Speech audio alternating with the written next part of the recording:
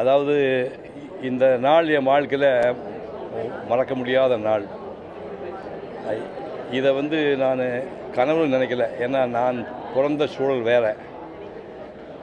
நான் பிறந்து 10 மாதம் இருக்கும்போதே எங்கள் அப்பா இறந்துட்டார்.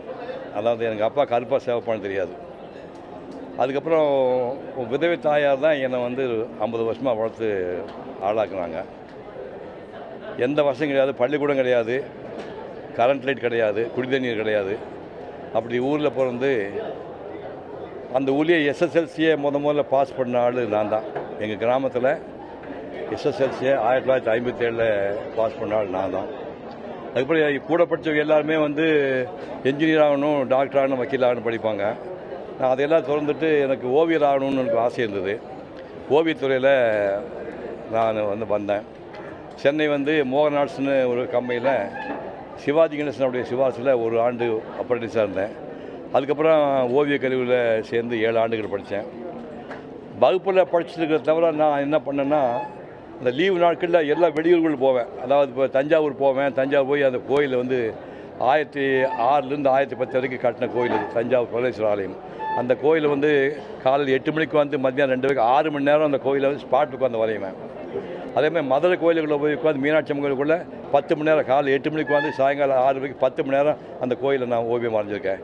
இப்போ திருப்பதிக்கு போய் கருட உற்சவம் ரதோற்சவட்டையில் இடமே இருக்காது. நீங்களாம் கேப் போட்டிருக்கீங்க. இந்த கேப்பில் கால் கடியெல்லாம் படுப்போம். மேலே 10,000 பேருக்கு இடையில் நடுவில் 2 பேர் காலுக்கு நடுவில் படுத்து தூங்கி காலில் இருந்து கைப்பம் படித்து குடிச்சிட்டு நான் ஓவியமாக 1962 வரைஞ்சிருக்கேன். அந்த மாதிரி இந்தியா பூரா சுற்றி ஓவியங்கள் வரைஞ்சி முடித்தப்போ என்ன சொல்லிட்டாங்க, இந்த ஓவியத்துக்கெல்லாம் வேல்யூ கிடையாது, மாடர்னாக வந்துடுச்சு, உங்கள் ஓவியத்துக்கு செல்லுபடியாகாது சொல்லும்போது வேறு வழி இல்லாமல் அப்புறம் திரைப்படத்துறைக்கு போனேன்.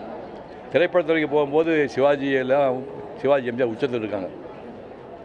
அப்போ சுத்தமாக 0 பொசிஷன் நான் உள்ளே போய் முகம் நல்லா இருக்குன்னு சொல்லி ஏபி நாகராஜன் போன்றவர்கள் இந்த கடவுள் வேஷம் கொடுத்து ஒரு 3-4 வருஷம் அதை ஓட்டுனேன். அதுக்கப்புறமா நாடக நடிப்பு இல்லாமல் நம்ம ஒன்றும் பண்ண முடியாது. மேஜர் சுந்தரராஜன் கூட சேர்ந்து கிட்டத்தட்ட இந்தியா பூரா சுற்றி 1000 ட்ராமா பண்ணேன். 1000 ட்ராமா இந்தியா பூரா சுற்றி பண்ணேன். அந்த அனுபவம் வச்சு திரும்ப படங்களில் 175 படங்களில் ஹீரோ பண்ணேன். 192 படம் பண்ணேன். என்னோடய கதாநாயகர் மொத்தம் எண்ணிக்கை 87 பேர்.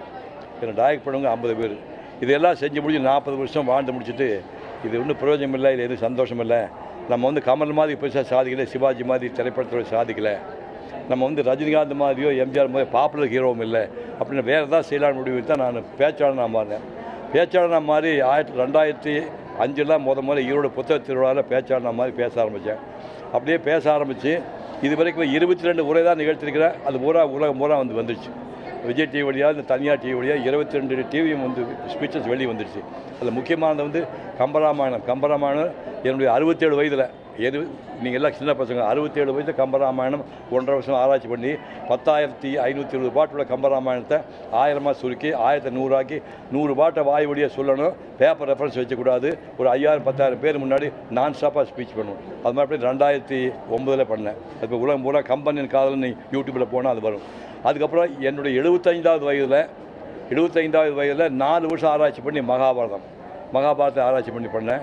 அது மகாபாரதம் ரிலீஸ் ஆகும்போது டிவியில் டெலிகாஸ்ட் ஆகும்போது ஜெயலலிதா அம்மையார் முதலமைச்சராக இருக்கார், சார் ஆஸ்பத்திரியில் இருக்கார். 2 பேருமே அந்த ப்ரோக்ராம் பார்க்கணும்னு சொல்லி மத்தியானம் 2லேருந்து 12லேருந்து 2:30 வரைக்கும் டெலிகாஸ்ட் சொல்லிட்டு அந்த அம்மா வெறும் ஸ்நாக்ஸ் சாப்பிட்டு ஜெயலலிதா அம்மையார் பார்த்தாங்க, சார் ஆஸ்பத்திரியில் பார்த்தாரு. அப்படியெல்லாம் பெருமைக்குரிய மகாபாரதம் பேசி முடிச்சுட்டு 2022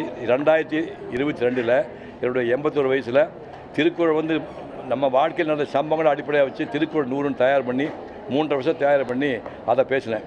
உடனுக்குடன் செய்திகளை தெரிந்து கொள்ள சன் நியூஸ் பெல் ஐகானை கிளிக் பண்ணுங்க.